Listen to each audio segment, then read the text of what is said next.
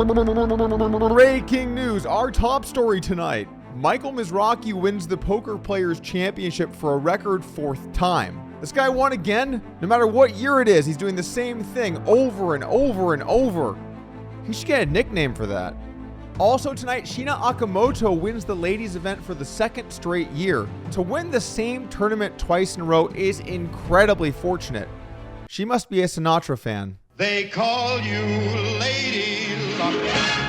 Up next, poker vlogger Lexy Gavin posts a clip where she tries to correct the dealer's mistake in a way that incorrectly gives her a set. I hate to get political here on the show, but I believe in a woman's right to choose which cards come on the flop. And finally tonight, Daniel Negreanu busts the $10,000 PLO championship after misreading his hand. That's the easiest 10K I've seen given away, other than using code Doug on Club WPT Gold. Actually, I can think of one time I gave away 10K easier. Here we go. Oh my God. Are you kidding me? That was amazing. $1,000. All of that and more tonight on PolkerNews. For our first story today, Michael Mizrachi made history by winning the prestigious $50,000 Poker Players Championship for the 4th time. He defeated the 107 entry field for a payday of $1.33 million, which is about $1.3 million more than I would think people would want to gamble on stud. This win marked Michael Mizrachi's most major MTT moment, giving him 7 career WSOP bracelets, tied for 8th all time, trailing only Phil Hellmuth with 17, Phil Ivey with 11, Doyle Brunson, Johnny Chan, Eric Seidel with 10, Johnny Moss with 9, and Benny Glazer with 8. Benny Glazer is also fresh to this list with his own incredible summer going on with 3 WSOP bracelets over just the summer of 2025, and we aren't even finished with this year's events yet. Quick note, by the way, and I love this so much, on Benny's 2nd bracelet, he tweeted out some pictures of winning the event, saying that one was a really tough battle. Then Benny goes on to win the 3rd bracelet and tweets out saying, this one was also genuinely an incredibly tough battle. Oh man, Schuler, that was such a tough battle, dude, back and forth, genuinely an incredibly tough battle. Get fucked, Travis. If you're wondering why this is such a popular story, it's because the 50K PPC is viewed as one of the most prestigious poker tournaments in the world. In fact, maybe the most prestigious other than the main event. But I do have to ask, should it be? I mean, most of you guys don't even know the rules to these games. I think we can all agree that it's certainly no one drop. I'm totally unbiased on this one. But anyway, if you look at the people who have won this tournament over the years, it is an impressive list of names. Just to name a few, we have Daniel Negreanu, Brian Rast, Daniel Cates, otherwise known as Jungle Man, Scotty Wynn, and Chip Reese. Even the guy that took this tournament down in 2020 is a famous name, Anthony Fauci. This tournament used to just be horse, where each letter would stand for a game. H was limit hold'em, O was Omaha 8 or better, R was Raz, S was stud, and E was nobody knows. So apparently the E stands for 8 or better, meaning stud 8 or better, and in my mind this is beyond a stretch to try and get to the acronym horse. I guess no one wanted to say they were spending $50,000 on horse. Over the years, we've seen more games get added to the mix. In 2010, we saw 3 new games added. Both big bet games, No Limit Hold'em and Pot Limit Omaha, were added, and then also Triple Draw get added in as well. And then just a few years back, we saw No Limit Single Draw, a different variant on the same game as Fixed Limit Triple Draw, get added to make the total 9 games. Why would they add in more games? I, for one, find it shocking that people wanted to play less stud. They really upped the ante on that one. Or I guess technically they got rid of the ante, but you know what I mean. After this victory, there was a lot of discourse in the poker community as to whether Michael Mizrachi should be inducted into the Poker Hall of Fame. I would assume most of you guys don't know about the Poker Hall of Fame, so I'll break it down for you quickly. Basically, once a year, all of the people in the Poker Hall of Fame get together and vote on one new member into the Hall of Fame, with the caveat being they have to be over the age of 40, or rather 40 or older. Now, the issue with this is we're creating quite a bottleneck where there are many notable players upcoming who would have good resumes to try and enter the Hall of Fame, but ultimately only a small number will make it because of that one per year threshold.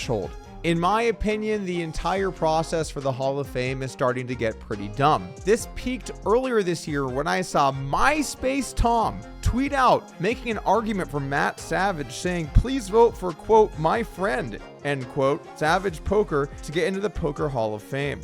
An all-around good human being, and it's not like he pulled a Pete Rose or something. I was going to ask why the quotes, but I just realized it's MySpace Tom. He's one of his friends. This is what we're resorting to try and get votes. We're having internet celebrities from 20 years ago post online to try and get you votes for the Poker Hall of Fame. MySpace Tom wanted to get the word out on this one. He wanted the people to know. So I guess we're thinking post this on Twitter or what? Even Michael Mizrachi has become a cog in this wheel, where he retweeted earlier this year who deserves to be next in the Poker Hall of Fame with 4 options, one of which was Michael Mizrachi, and this poll was tweeted by Robert Mizrachi, his brother. Frankly, this is just getting kind of pathetic. It's turning into begging to get into poker's, quote, inner circle by trying to get the votes together to be nominated and then hoping enough of the people that sit on the panel will vote you through. And on that panel are many people who are not connected to the poker world much at all anymore. Eventually, we're going to have to draw the line. Not everyone can get in, which is why we need people that have shown that they can battle at the highest stakes in the most popular game, in the most competitive format. They can play for millions of dollars. They can play for tens of thousands of dollars. They can beat out the competition in the one format of poker everyone in the world loves, with high-profile heads-up challenges against notable opposition, coming out victorious no matter what the situation might be, with multiple WSOP bracelets, including, as we know, one of the most prestigious tournaments in the world, having success across a wide array of poker formats, also building and establishing a social media career in poker for millions of views online, and then not to mention building companies in the poker space that everyone has come to know and love. You are outcast in the live arena because no one fucking likes you, man. Actually, I'm only 36, so I don't care at all. Up next, let's talk about this Sheena Okamoto story. History was made in the 2025 World Series of Poker Ladies event. Reigning champion Sheena Okamoto made history by becoming the first woman to go back-to-back in the ladies event, defeating the 1,368-person field for a $184,000 payday. I'm glad that we noted that it was the first woman to go back-to-back in the ladies event, because sometimes we know that's not how it goes down. After the bracelet, Sheena was congratulated by none other than Phil Hellmuth. I can only imagine how this conversation went. How do I say, if it wasn't for luck, I'd win every time in Japanese? I'd love to know that saying in different languages. To make matters even more impressive, she was actually the runner-up at the ladies event in 2023. So for the past 3 years, she has won $475,000 playing WSOP ladies events. Not bad considering the buy-in is just $1,000. You might not recognize it at first, but $1,000 WSOP events are very prestigious. I'd love to tell this joke, but I can't even buy into it. These 3 cashes over these 3 ladies events are Sheena's largest 3 cashes of any tournament in her entire career, and she does play a decent amount of them. When someone has all of their best success in one event specifically, what that says to me is that these events are just as tough as all of the other ones. How dare you? Sometimes players just excel in one format. Ask Michael Mizrachi. After her victory, she was asked about final table strategy, to which she responded, "I had been trying to exploit tendencies I noticed earlier in the tournament, but my opponents adjusted their play. It took me some time to adjust back. That was tough." I would hate to see what happens in the tournament that she adjusted quickly in. All jokes aside, Okamoto has had a very fast rise in poker with over $1 million in earnings, with her first cash being just 4 years ago. So it's certainly good to see some female prominence in this world of poker, and we're looking forward to seeing what's next. in the ladies event for 2026. What kind of odds can I get? Moving on to our next story here, we had quite the clip here from poker vlogger Lexy Gavin, who was all in for her tournament life with pocket sevens, needed a 7 up against pocket 10s, and this clip broke out. All right, we're gonna need a 7. It is a lucky number, so. Is it? Oh yeah, lucky 7s. Yeah, 777. The 5,000. Oh, this suspense is killing me. One green chip. He needs another 5. Oh my gosh. So, All right, flip. You want to Can we see the flop, please? No. What are you doing? Pay attention Yeah. to the game, man. Yeah. Yeah. Yeah. Oh. Oh, okay. Wait, I knew what you did. Wait a second. Wait No, a no, second. no, What no, are you doing, dealer? No. what is going on? That, yeah. Okay, so there was a 7 on the flop. There we go. Wow. Wow. Oh my gosh, okay. Now, that was weird. Yeah. Okay. That is correct. Thank you. Yep. All right. Back in it. That was a thing. But we doubled, yay. There is so much to go into here. So first off, this 7 absolutely came from the muck. You could visibly see it coming from the muck. And the people in the comment section, they noticed. After watching the 7-7 versus 10-10 hand, it looks to me like the 7 came from the muck. Hard to tell. Stop saying the floor agreed with the play. To be honest, the 7 was from the muck. You should replay your video to confirm. I love your vlogs, by the way. The 7 definitely came from the muck. Why the hell was the floor interrupting the dealer when he is cutting the flop, and why in hell didn't he just flop it? The comments go on and on and on. This 7 came from the muck, and the people know. Lexy's also amazing in this clip because of the excitement of the 7. Oh, okay. The outrage of trying to get rid of the 7, Wait a second. Wait a No, no, second. no, What no, are you no. doing, dealer? No. and then the follow-up confidence that that 7 belonged there. That, yeah. Okay, so there was a 7 on the flop. Now this is right. There we go. There we go. That was a thing. Also, pocket 10s guy was way more cool with this situation than I would be. If I was in here and I had pocket 10s, we're getting the floor right now. We're getting the TD. We're going to have a tweet about this. We're going to have a full review because if there's a 4-card flop, shit's going down, and it's whether I stack this person or they double. We really need to get to the bottom of this, and the fact that we clearly did not get to the bottom of this, it's wrong. Now, mistakes do happen at poker rooms from time to time, so I get not always having the perfect solution, but I feel like we probably could have done just a touch better here. I also enjoy the upbeat vlog music as we get the double going. There we go. There we go. Wait a second. Wait No, a no, no, second. no, What are you no. doing, dealer? No. That was a thing.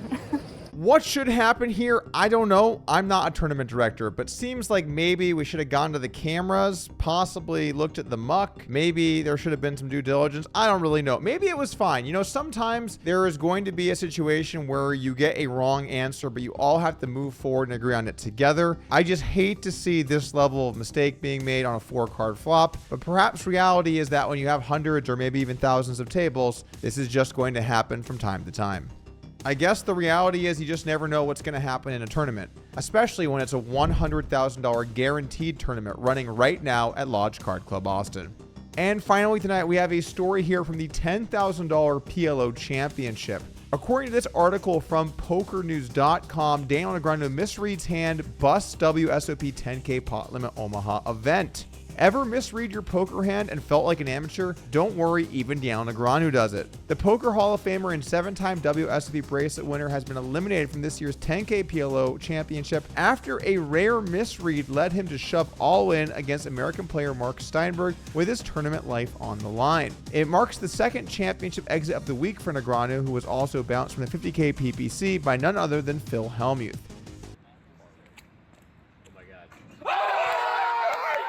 I'll save you reading the whole hand history, but it boils down to this. Negreanu thought he rivered top 2, but he only had top pair, jammed the river, and got called by someone that actually did river top 2. Negreanu would find his tournament finished after Steinberg revealed King 10-8-5, rivering 2 pair with the elusive 10 to send the Canadian to the rail in one of the most extraordinary hands of the summer.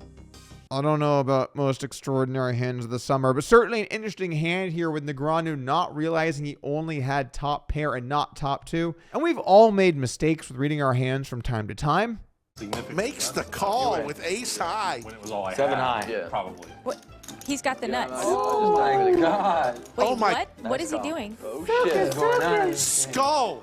Just laid. The nuts down? Shit. Now that I think about it, we've actually had a couple times that people mucked the nuts. All in and a call. Oh, Jaywin. He didn't Oh, realize he no, got my there. Goodness. Jaywin, he just folded the winning hand. Or what about the time Owen Mizrachi called the river with just 8 high? Wow. Oh, I was trolling so hard. I'm so tired. Cards were right. He misread his hand. I thought I had spades. That last one was a weird one where I ended up giving him half back. But the point is, sometimes you misread your hands, and that is a reality of playing poker. You put it behind you and you pretend that it never happened. In fact, I know that Skull Mike gets very upset when anyone brings it up. So definitely do not message him online to tell him how you feel about this. That would be really not cool. By the way, you can find Skull Mike on Instagram and Twitter at the handles below. He runs the stream. If you want to play on the Lodge Live, there you go. There you have it. Anyway, that's going to be it for me. What a wonderful day here at PolkerNews Productions. We are still following this story about the WPT chip dumping to see what happens, how it will play out. And when we do, we'll have an update for you on the channel. Thank you for tuning in. Make sure to subscribe. I'll see you guys again soon.